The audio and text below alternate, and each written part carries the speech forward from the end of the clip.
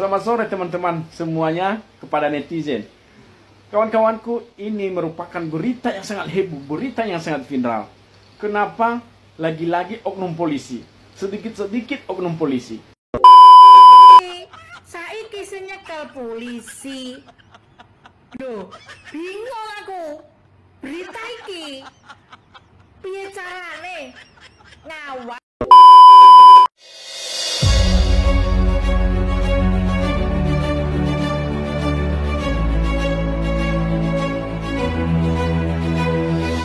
Halo, selamat datang kembali di channel Dani TV. Terima kasih buat kalian yang sudah klik video ini. Seperti biasa, konten ini akan menyajikan konten yang viral di TikTok dan media sosial lainnya ya.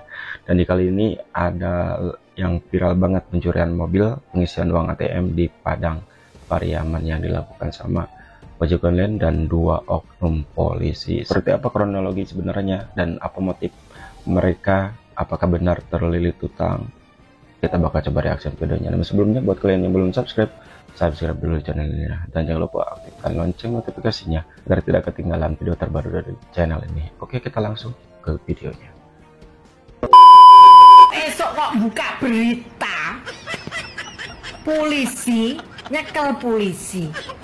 Nah yo, polisi ngawal mobil ATM dirampok polisi.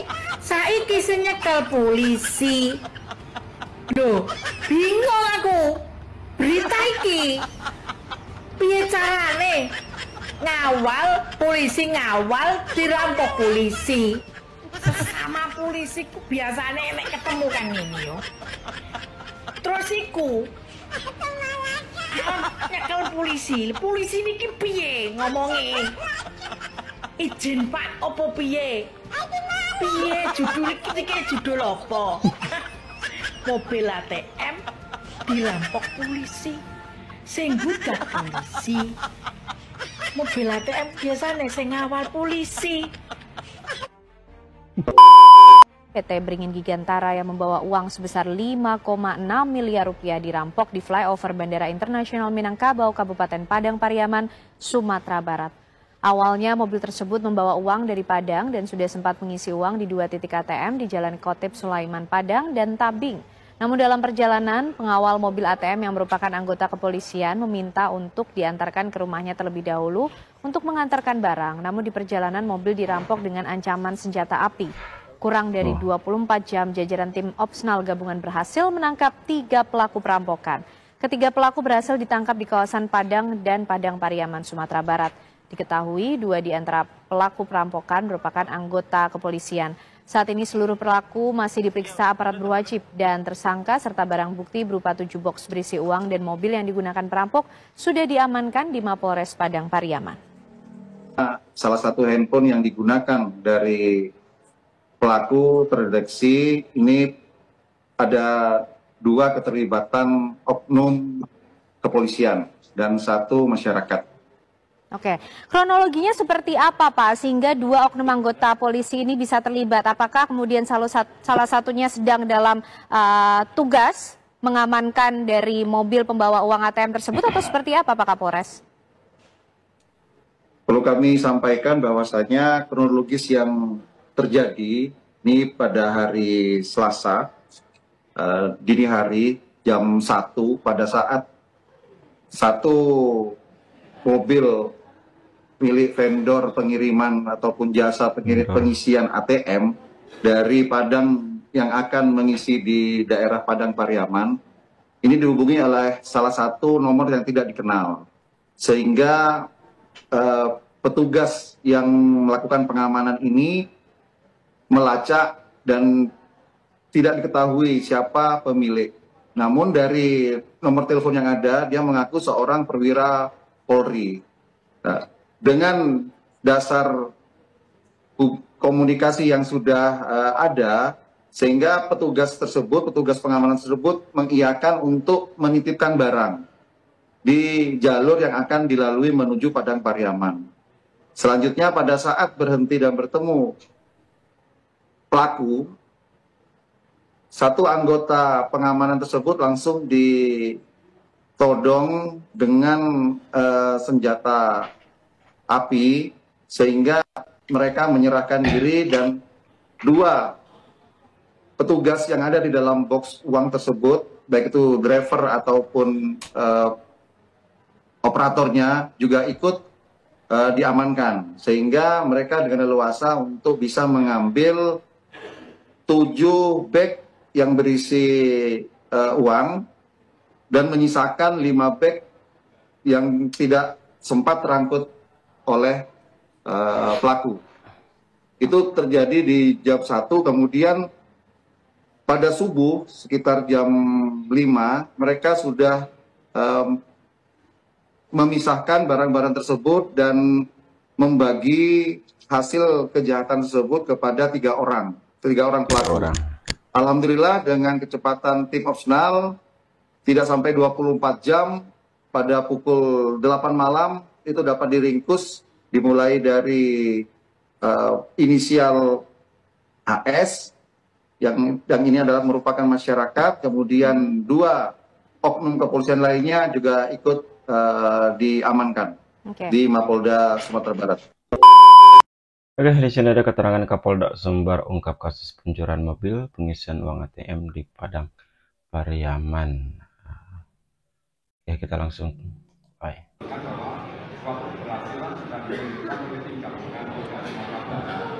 Baik dari Polda, dari jajaran dari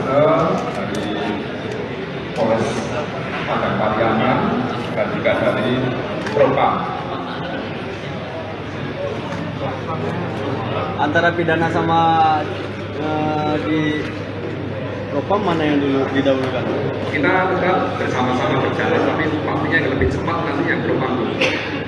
Karena kalau suatu berkas perkara itu nanti larinya kan akan ke jaksa dan hakim, nanti akan dituntut dan juga akan diadili. Tapi kalau untuk internal itu kan ada cukup pemeriksaan untuk perkara ini. Ya. Kalau dari pengalaman perkara yang seperti ini biasanya hukumannya seperti apa, Pak? Kami belum akan memutuskan. Kami belum akan memutuskan. Maksudnya kita tetap saja akan mematuhi apa yang sudah dilakukan, sehingga kami tidak akan mengganti di luar dari pro justisia yang memang undang-undang itu mengatur. Keputusan itu kan juga berdasarkan hasil pemeriksaan dan keyakinan hakim. Sehingga kalau saya sebagai Kapolda kemudian memutus seperti itu, kiranya terlalu prematur untuk menyampaikan. Tapi saya hanya mengatakan bahwa dugaan benar dari peristiwa yang juga dianggarkan. Dan kata-kata di depan juga itu kan juga masih dalam proses penyidikan. Nanti kalau memang akhirnya kemudian dilarikan ke junto yang saya sampaikan ketika KUHP misalnya, ya bisa terjadi. Tetapi apapun kan dari awal kita sudah sampaikan dugaan keras, dugaan kuat bahwa telah terjadi suatu tindak pidana X. Nah itu yang sudah saya sampaikan. Untuk pengungkapan kasusnya berarti dari nomor yang dipakai yang mengaku itu? Ya, jadi awal pengungkapannya selain dari adanya laporan polisi dari korban itu ke Polsek, itu juga menjadi dasar karena laporan polisi itu kan dasar polisi menyelidiki dan menyidik. Itu memang pada awalnya itu ya pastinya dari telepon pengawal yang dihubungi oleh oknum, bukan oknum, oleh salah satu pelaku yang mengaku itu. Kan dengan dasar itu kan itu awal dari bukan satu-satunya. Andai kata tidak ditindaklanjuti itu kan belum tentu terungkap. Tapi pastinya dengan cara-cara lain, dengan proses penyelidikan dan penyidikan yang profesional akhirnya bisa terungkap seperti ini. Jadi yang tadi ditanyakan itu adalah salah satu saja, bahwa ada faktor informasi X, ada alat bukti Y, kan ada bagian-bagian penting untuk memulai kita melakukan penyelidikan dan penyidikan. Evaluasi ke depannya bagaimana? Pengawalan Baik. Evaluasi ke depan kita akan yang kedua, kami akan menekankan bahwa pengawalan tidak boleh dilakukan satu orang.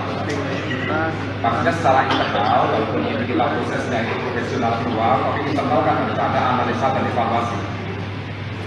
Dan yang ketiga, kita tidak akan menginginkan proses pembawaan uangnya begitu besar itu tidak dengan pengawalan optimal, apalagi dilakukan malam hari. Sebatas apapun, kalau namanya pengawalan uang, saya akan perintahkan waktunya di siang hari.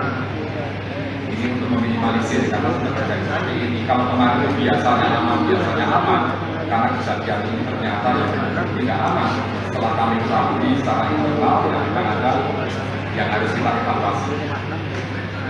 Dan yang ketiga pastinya juga pendekatan kepada moral anggota, karena kembali lagi kepada anggota. Kalau pelakunya dari luar tidak benar. Selamat sore teman-teman semuanya, kepada netizen. Kawan-kawanku, ini merupakan berita yang sangat heboh, berita yang sangat viral. Kenapa? Lagi-lagi oknum polisi. Sedikit-sedikit oknum polisi. Kon cuma sedikit oknum polisi yang melakukan perbuatan melawan hukum. Kawan-kawan, ini video jangan di skip. Saya himbau, jangan lupa tekan tombol subscribe-nya atau tekan tombol follow-nya. Setelah itu, komen di bawah ini. Berikanlah komentar Anda sesuai apa yang Anda harapkan tentang penegakan hukum bagi pelaku oknum polisi ini yang telah melakukan perampokan. Sebuah mobil pengisian ATM BRI PT Beringin Gigantara dirampok di Padang Pariaman. Tim Opsnal gabungan berhasil menangkap 3 orang pelaku perampokan tersebut, di mana 2 diantaranya merupakan anggota kepolisian. Salah satu handphone yang digunakan dari pelaku terdeteksi ini ada 2 keterlibatan oknum kepolisian dan 1 masyarakat.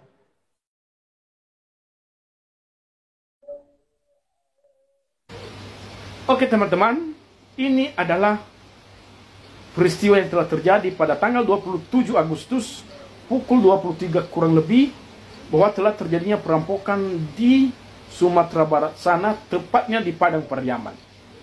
Di mana perampokan otak dari semua ini merupakan 3 pelaku, merupakan 2 orang itu adalah anggota oknum kepolisian.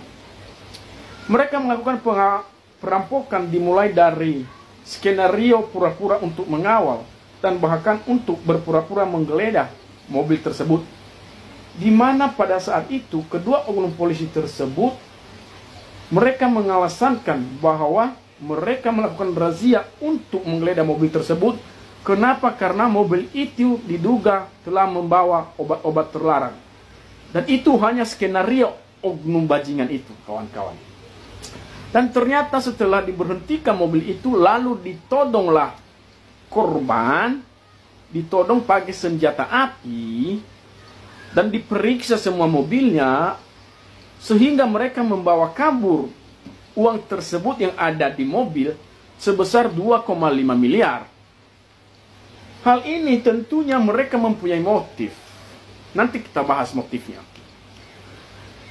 Dan apa yang telah disampaikan oleh beberapa media dan juga yang telah disampaikan oleh Kapolres Padang Pariaman sana, bahwa itu memang benar merupakan oknum anggota kepolisian yang masih aktif, yang berpangkat Aibda ataupun Aibtulia. Kurang lebih seperti itulah mereka punya pangkat. Peristiwa itu di mana mereka telah merancangkan terlebih dahulu, atau 3 jam sebelumnya telah mereka rancangkan untuk perampokan ini dan berpura-pura untuk menjadi pengawal mobil ATM itu. Sebelumnya mobil ATM itu sudah sempat mengisi ATM tersebut pada 2 tempat masing-masing 300 juta. Seperti itu informasinya kurang lebih. Jadi setelah mereka mengisi, lalu masih tersisa uang itu kisaran 5,6 miliar yang ada di mobil. Dan ketiga pelaku ini, dan keduanya yang merupakan anggota oknum kepolisian, mereka mengejar, memberhentikan, berpura-pura menjadi mengawal, dan juga berpura-pura bahwa itu diduga yang mereka bawa bukan uang, tetapi itu adalah obat-obat terlarang. Dan hal itu tentunya ini sangat biadab banget menurut saya. Sangat keji banget lah ya perbuatan mereka. Namun yang sangat disayangkan, saya kurang tahu apa benar pemberitaan media bahwa pelaku akan dijerat hukuman ataupun ancaman hanya 7 tahun penjara. Maka dari itu saya menilai bahwa Kalau hanya 7 tahun penjara diberlakukan kepada perampok, artinya bahwa ini sangat tidak adil bagi penegak hukum. Mengapa? Karena sedangkan pada pasal KUHP saja, berdasarkan KUHP 365 yang disertai dengan kekerasan, adanya ancaman 9 tahun. Junto pasal undang-undang darurat pada undang-undang nomor 12 tahun 95 kalau tidak salah, adanya terdapat pada pasal 2, pasal 3, pasal 4 dengan ancaman, dengan melakukan pengancaman benda tajam ataupun senjata api, maka dapat dipidana 12 tahun penjara.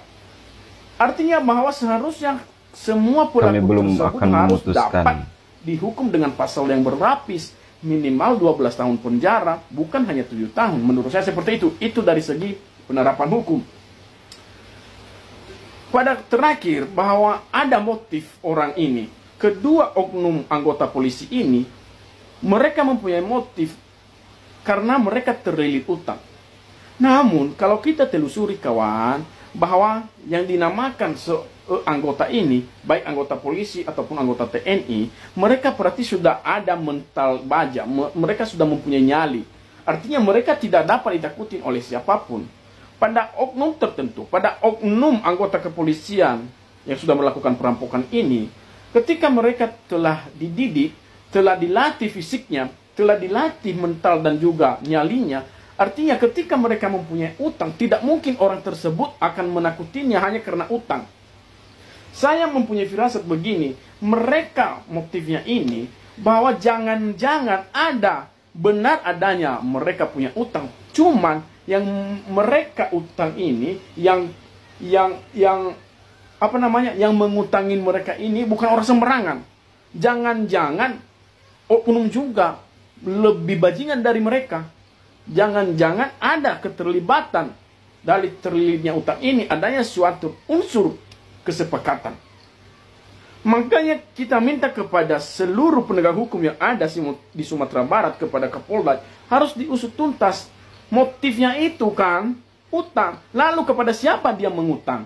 Lalu kepada siapa mereka berutang, dan seberapakah utang mereka itu sampai mereka melakukan perampokan yang mengancam keselamatan mereka, yang mengancam pekerjaan mereka. Mereka ini polisi yang masih aktif, artinya mereka digaji, mereka ada tunjangan, mereka ada uang remote setiap. Mereka mempunyai remon setiap bulannya. Artinya hanya gara-gara utang mereka berani merampok, mereka berani mempertaruhkan jabatan mereka, ataupun mereka berani mempertaruhkan nyawa mereka.